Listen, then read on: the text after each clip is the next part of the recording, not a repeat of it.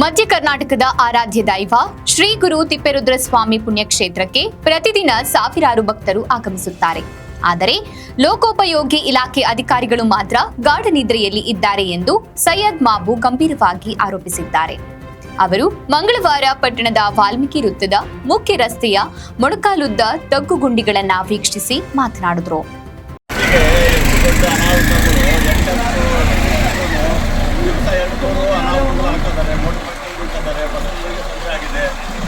ತೊಂದರೆ ಆಗಿದೆ.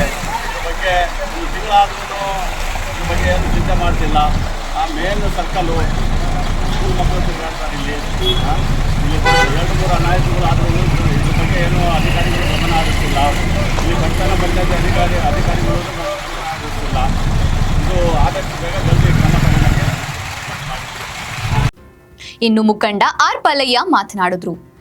ಉಪಯೋಗಿ ಇಲಾಖೆಯಿಂದ ಈ ಒಂದು ತಿಂಗಳಿಂದ ಇದೇ ರೋಡು ಇದು ಒಂದು ಕುಣಿನೂ ಮುಚ್ಚಕ್ಕಾಗ್ತಾ ಇಲ್ಲ.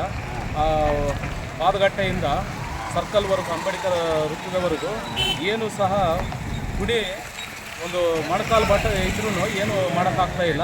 ಒಬ್ಬರೂ ಇದು ಮಾಡ್ತಾ ಇಲ್ಲ.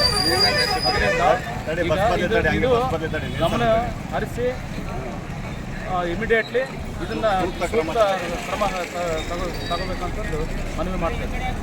ಪಿಡಬ್ಲ್ಯೂ ಅಧಿಕಾರಿಗಳಿಗೆ ಪಟ್ಟಣದಲ್ಲಿ ಬಿದ್ದಿರುವ ತಗ್ಗುಗುಂಡಿಗಳು ಕಣ್ಣಿಗೆ ಕಾಣುತ್ತಿಲ್ಲ. ದಾವಣಗೆರೆ ರಸ್ತೆ ಪಾದಗಟ್ಟೆಯಿಂದ ಅಂಬೇಡ್ಕರ್ ವೃತ್ತದವರೆಗೆ ತಗ್ಗುಗುಂಡಿಗಳ ಅವಾಂತರವೇ ಹೆಚ್ಚಿದೆ. ಸಂಬಂಧಪಟ್ಟ ಅಧಿಕಾರಿಗಳು ಶೀಘ್ರದಲ್ಲೇ ತಗ್ಗುಗುಂಡಿಗಳನ್ನ ಮುಚ್ಚಬೇಕು ಎಂದು ಮನವಿ ಮಾಡಿದ್ರು. ಇದೇ ಸಂದರ್ಭದಲ್ಲಿ ತಿಪ್ಪೇಸ್ವಾಮಿ, ಪಟ್ಟಣದ ಸಾರ್ವಜನಿಕರು ಇದ್ದರು.